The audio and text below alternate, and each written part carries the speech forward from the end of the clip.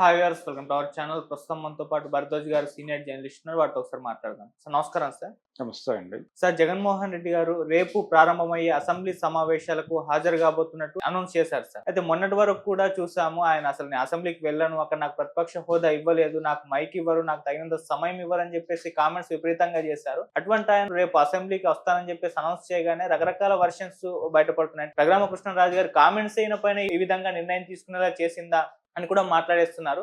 లేదు, మళ్ళీ ఒక రోజు వస్తారు, ఆ తర్వాత 60 రోజులు మళ్ళీ రారు, మళ్ళీ ఒక రోజు వచ్చి వెళ్ళిపోతారని చెప్పేసి కూడా చాలా మంది మాట్లాడేసుకుంటున్నారు. మరి అసెంబ్లీకి రావడం పట్ల మీరేం చెప్తారు సార్? అసెంబ్లీకి వస్తాడు అని నేను చాలా కాలం క్రితమే చెప్పాను. అంటే బడ్జెట్ సెషన్కి వస్తాడు ఆయన, ఎటువంటి ఇబ్బంది ఉండదు అని చాలా రోజుల క్రితమే నేను ప్రిడిక్ట్ చేశాను. కారణం ఏంటంటే జగన్మోహన్ రెడ్డి జనరల్ ఆర్గ్యుమెంట్ ఏంటంటే ఆయనది ప్రతిపక్ష హోదా ఇస్తే ప్రతిపక్ష హోదా నాయకుడిగా మైక్ ఇచ్చేటువంటి టైం, మైక్ కేటాయించేటువంటి టైం కొంచెం ఎక్కువ ఉంటుంది. అలా కాకుండా ఒక ఎమ్మెల్యేగా చూసినప్పుడు టైం చాలా తక్కువ ఇస్తారు. ఇలా తక్కువ ఇవ్వటం కుట్రపూరితంగా చేస్తున్నారు వాళ్ళు వాంటెడ్గా. అంటే సభలో ఎక్కువ టైం మైక్ ప్రతిపక్షానికి ఇవ్వకూడదు అనే కుట్రలో భాగంగానే మాకు ఆ అవకాశం కల్పించడం ఇష్టం లేకే వాళ్ళు టెక్నికల్ అంశాలు ముందుకు తీసుకొచ్చి ప్రధాన ప్రతిపక్ష హోదా ఇవ్వటానికి ఇబ్బంది పెడుతున్నారు అనేది ఆయన ఆర్గ్యుమెంట్.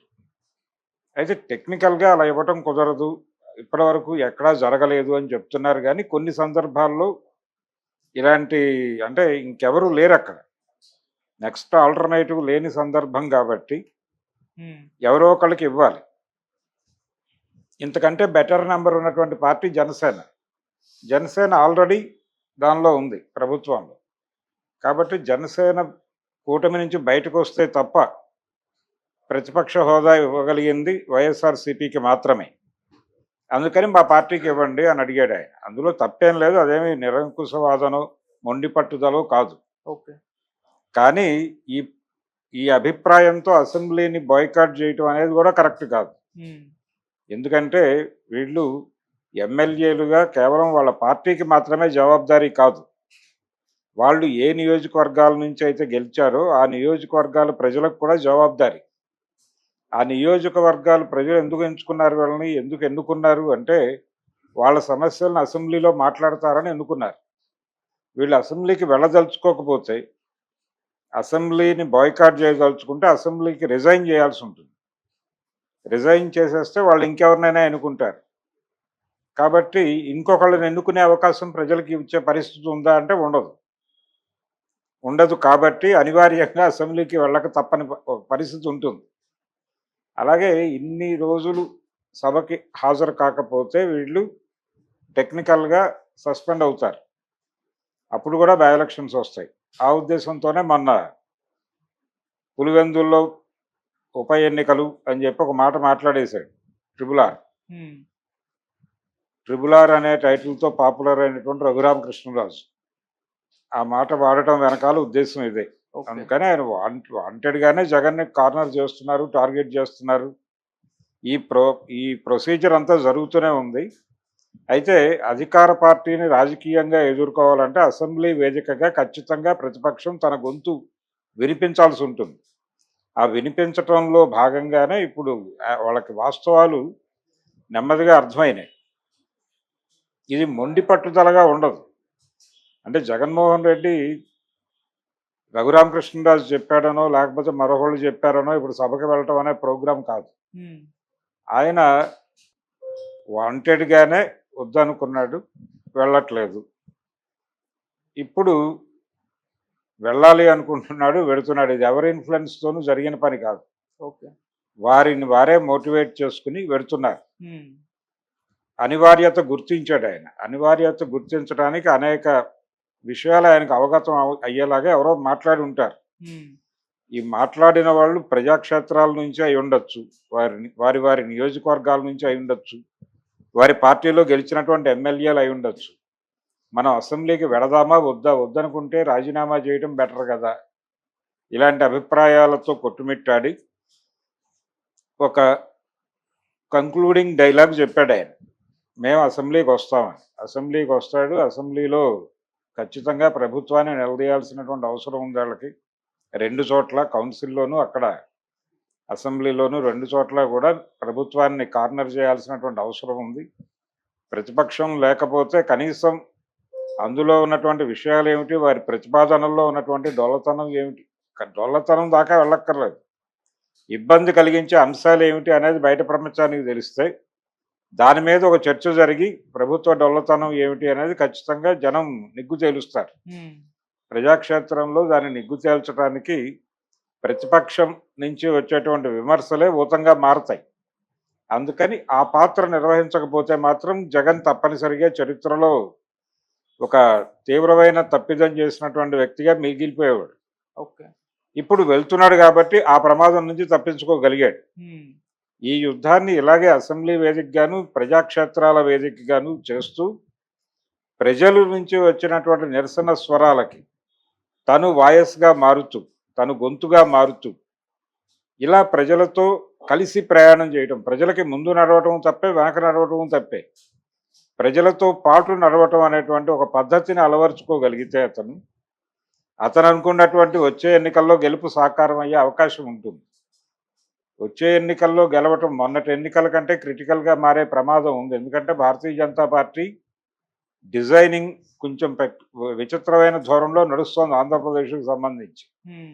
పవన్ కళ్యాణ్ని వాళ్ళు కొంత ప్రమోట్ చేసే ప్రయత్నాల్లో ఉన్నారు. ఎన్డీఏకి బలమైన నాయకుడిగా, అంటే దక్షిణ భారతదేశంలోనే ఎన్డీఏకి ఒక బలమైన నాయకుడిగా పవన్ కళ్యాణ్ని ఎస్టాబ్లిష్ చేసే ఒక ప్రయత్నం జరుగుతోంది. ఓకే. ఈ ప్రయత్నంలో భాగంగా ఆయన చంద్రబాబుతో ఏ మేరకు ఉంటాడు, చంద్రబాబుని బీజేపీ ఏ మేరకు తనతో ఉంచుకుంటుంది, ఇప్పటివరకు కూటమి ప్రభుత్వం గురించి కానీ లేకపోతే చంద్రబాబు గురించి కానీ వాళ్ళు ఎక్కడ ఏ విధమైనటువంటి వ్యాఖ్యలు చేయట్లేదు. భారతీయ జనతా పార్టీ నుంచి చాలా సైలెన్స్ మెయింటైన్ చేస్తున్నారు. ఏ వివాదం జరిగినప్పటికీ ఆంధ్రప్రదేశ్లో బీజేపీ శాఖ ఉందా లేదా అని అనుమానం వచ్చే లెవెల్లో నిశ్శబ్దంగా ఉన్నారు. ఈ నిశ్శబ్దత బద్దలవుతుందా? ఒకవేళ బద్దలైతే కనుక చంద్రబాబు కండిషన్ ఏంటి? ఒకవేళ వాళ్ళు నెక్స్ట్ ఆప్షన్గా, ఇప్పటి వరకు ఇద్దరే ఉన్నారు రంగంలో, ఐదర్ జగన్ ఆర్ చంద్రబాబు. ఇప్పుడు మూడో ఆప్షన్ బలంగా ఉంది. ఈ బలంగా ఉన్న తరుణంలో జగన్తో బీజేపీ ఎలా వ్యవహరిస్తుంది, జగన్ని ఎలా వినియోగించుకుంది, చంద్రబాబు ఉన్నంతకాలం జగన్ని వాళ్ళు వాడతారా, వాడితే వచ్చే ఎన్నికల్లో జగన్ గెలుపు సాధ్యం అవుతుందా, లేదు పవన్ కళ్యాణ్ని ఎమర్జీ చేసి జగన్ని అలాగే ప్రతిపక్షంలోనే ఉంచి చంద్రబాబుని పొలిటికల్ ఏరియా నుంచి పూర్తిగా ఎలిమినేట్ చేసి అలాంటి క్రేడ్ ఒకటి జరగబోతుంది వచ్చే ఎన్నికల్లో అనే అభిప్రాయం ఒకటి ఉంది ప్రపంచంలో. ఒకవేళ అదే నిజమైతే జగన్మోహన్ రెడ్డి ఇప్పటి నుంచి తనని తాను తగ్గించుకుని ఒక ప్రయత్నం చేయాల్సిన అవసరం ఉంటుంది. అందుకని వైఎస్ఆర్సీపీ కొంచెం జాగ్రత్తగా ప్రజలతో వ్యవహరించే విధానాల పట్ల సవరణలు చేసుకుని ఎక్కువ శాతం ప్రజలతో నడవటానికి ప్రాముఖ్యతనిస్తూ వ్యవహరించకపోతే, అంటే ప్రజల అండ గట్టిగా గనక పట్టుకోలేకపోతే గత ఎన్నికల్లో చేసినట్టుగా ఓట్ బ్యాంకుని ఎక్స్పోజ్ చేసుకోవటం, వీళ్ళు మాకు వేస్తారు లాంటివి సూట్ కేసు రాజకీయాలు మాట్లాడకుండా వాళ్ళు ప్రజలతో కలుస్తూ ఉంటే చాలు. ఇంతకంటే బెటర్ నెంబర్ నమోదు చేసుకోగలరు. అధికారం వస్తుందా రాదా అనేది చెప్పే పరిస్థితి లేదు. ఎందుకంటే అది ఎన్డీఏ గేమ్లో భాగంగా ఎవరికి వెళ్ళాలనేది వాళ్ళు డిసైడ్ చేస్తారు. ఓకే. సీల్డ్ కవర్ ముఖ్యమంత్రులే ఆంధ్రప్రదేశ్కి, ప్రాంతీయ పార్టీ నాయకులు అయినప్పటికీ. చంద్రబాబు అవకతప్పని పరిస్థితి ఉంది కాబట్టి మన చంద్రబాబు అయ్యాడు. వచ్చే ఎన్నికల్లో చంద్రబాబు అయి తీరాల్సినటువంటి పరిస్థితి లేదు అని కనుక ఎన్డీఏ అనుకుంటే చంద్రబాబును పక్కన పెట్టి కూటమిలో తెలుగుదేశాన్ని ఉంచి కూడా ఇంకొక నాయకుడిని ప్రపోజ్ చేయొచ్చు, పవన్ కళ్యాణ్ని ప్రపోజ్ చేయొచ్చు. అది తెలుగుదేశం పార్టీకి ఆత్మహత్య సదృశ్యం అవుతుంది కాబట్టి వాళ్ళు బయటికి వెళ్ళిపోయి గొడవ చేసేటువంటి వ్యవహారం ఉంటుంది కాబట్టి వాళ్ళని కంట్రోల్ చేయడానికి జగన్మోహన్ రెడ్డిని వాడే ప్రయోగం చేయవచ్చు. అంటే చంద్రబాబు అనేటువంటి మనిషి ఉన్నంతకాలం ఆ కౌంటర్ పార్ట్గా జగన్ అనే ఇంకో పాత్రను లైవ్లో ఉంచాలి అని వాళ్ళు అనుకుంటున్నారు. ఆ పొలిటికల్ డిజైన్లో భాగంగా జగన్కి వచ్చిన ప్రమాదం ఏం లేదు, కానీ తనని తాను ఇంప్రూవ్ చేసుకోకపోతే ప్రజాక్షేత్రంలో ఆయన దారుణంగా దెబ్బతింటాడు. తనని తాను ఇంప్రూవ్ చేసుకోవటం వలనే ఆయన వాళ్ళ దృష్టిలో ఉంటాడు, కనీసం ఒక ప్రత్యామ్నాయంగా అయినా ఉంటాడు. అలా ఉండగలిగితే చాలా ఆయనకి పొలిటికల్ ప్రమాదాలు తగ్గుతాయి.